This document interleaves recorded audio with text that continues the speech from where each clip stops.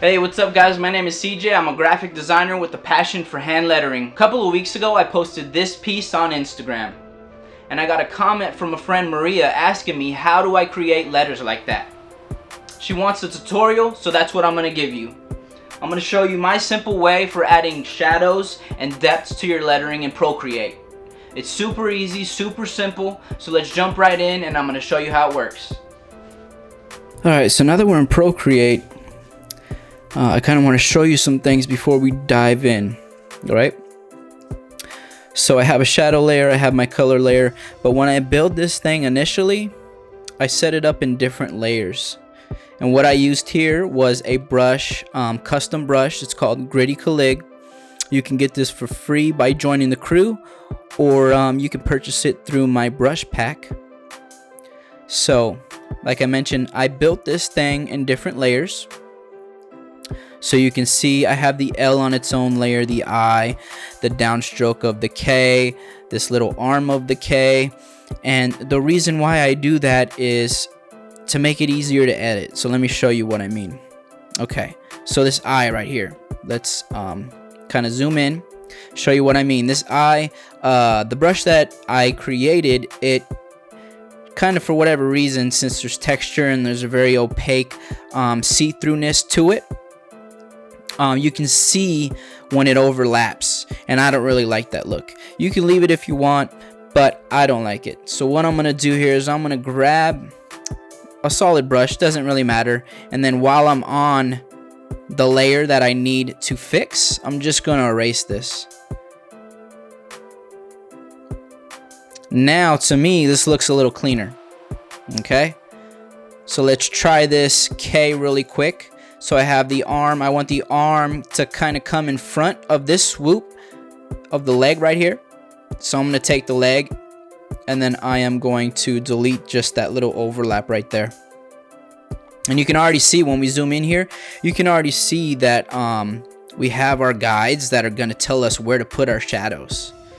Okay, so now for something a little more difficult like this L, it's one piece, it's one letter. I like to do things as much as possible in one kind of consistent fluid motion with these. Look, so what I'm gonna do is I am going to select, I have another brush, it's in my pack, it's not included free, but it's called the Gritty Cleanup. And now it's built with the same textures that you see in here. So to fix something that has an overlay on itself, what I do is I select the layer and then I select Gritty Cleanup. And then I come in here, I kind of bring the opacity down to about 50. And then I just start to kind of erase this little overlay to my liking.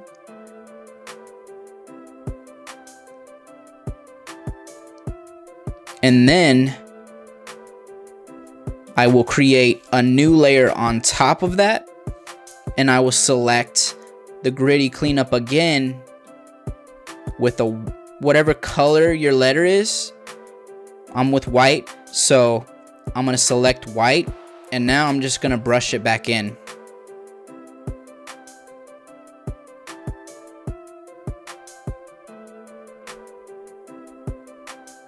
And the reason why I do that on a different layer, not the same layer, just makes it easier for cleanup.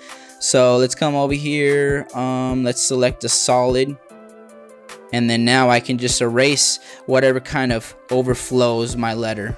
It does have some scatter to it, so it might kind of go outside of your lines, and I always try to make things as easy as possible.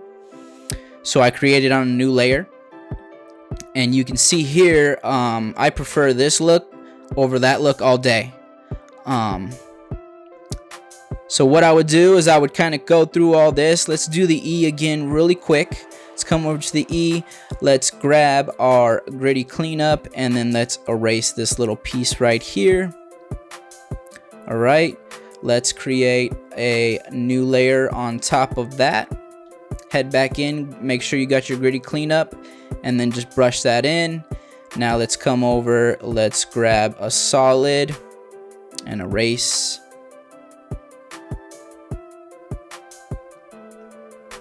Not perfect. I would spend a little bit more time on that, but for the sake of time, we're going to move on. So after you would kind of clean up all your little overlays, whichever pieces you could figure out, if you want, you want this S to kind of come behind or in front of the I, you want the H to come behind or in front, leave that up to you. You figure out how you want your letters to kind of flow over and behind each other.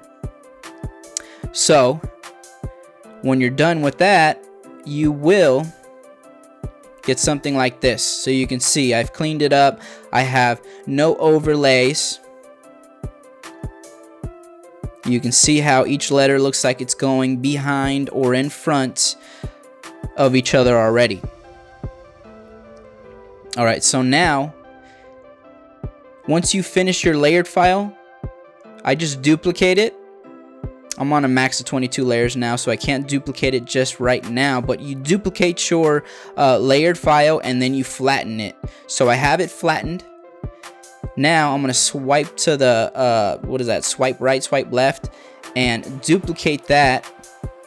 And then I am going to, usually it's not going to be an alpha lock, so I'll 2-finger swipe alpha lock, and then I'm going to fill it with white. Then I'm going to take the opacity and I am going to put it on a multiply. It's going to make your white disappear, and keep it in alpha lock because that is going to just make it so much easier. All right, now with a medium gray, I'm going to take gritty cleanup again. This thing comes in handy for this look throughout this whole process. So while on our white layer, let's name it shadow. And then we have our type underneath it. We have our shadow above it. We're going to grab the selection tool. Let's zoom in here so I can show you what I'm doing. I want this L, it comes in front over here. I want it to swoop and have this little kind of, I don't know what to call it, like a banner or like a tube looking 3D-ish effect. So I'm going to make my selection right here. All right, you can see this little selection, and I kind of keep it off the edge because it's going to really play off this effect for us pretty nicely. So you're on your shadow layer. You're going to select gritty cleanup, and then you just simply brush it in here. And the reason why I come off the edge some, so that it can keep this nice, I'll show you when we're done here, keeps a nice little effect for us. And this brush is nice because it has a pressure sensitivity to it, so that you can, start to get a little bit lighter once you get down here some. I can press hard up here and then kind of let it flow down a little bit and press lighter, because your shadow is it's gonna get lighter as it goes. So get out of the selection there, and you can see why I come off this edge, because it's going to align nicely and it's going to play off that effect for us really well. It's looking much better already.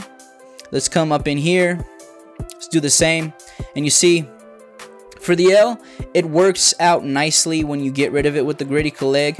It's already going to kind of tell you, right here, it's going to tell you, hey, this is where your shadow needs to go. So we'll make that selection. It's already going in front. You just follow that line, and then you come back over here and you just brush your shadow in. I kind of brush out a little kind of like an angle here. Kind of plays it off a little more.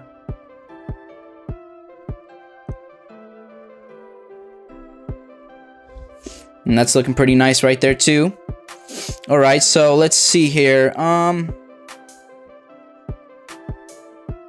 show you a couple more, but I think it's kind of self-explanatory at this point. It's all up to your exploration on where you want to add your shadows and how. So I kind of just explore, really play with it until I'm happy. Sometimes I'll, make a shadow and I don't like the way that it's flowing there. We have this eye coming over here, but let's say we don't want it to go that way. Maybe we want to explore this way.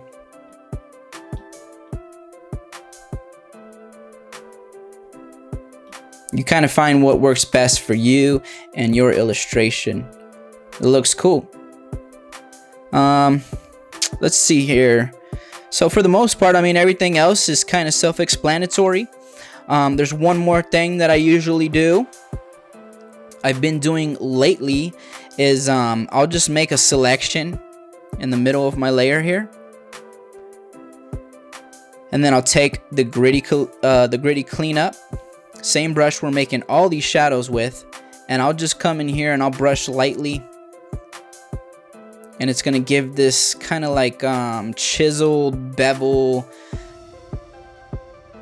to kind of just add another dimension to it. And I don't do that on all my letters, so I'll turn this off, and I've already completed the shadows just to show you where I've done things. So you see I did this bevel here and here. I got my shadows. I got another bevel in front. This is in front of that. I got my E. So yeah, once you have the technique down, it's simple. Select, brush it in, repeat.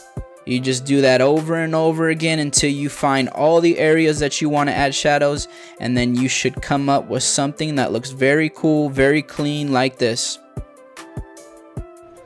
Alright guys, so that's it for today, and I hope you learned something new.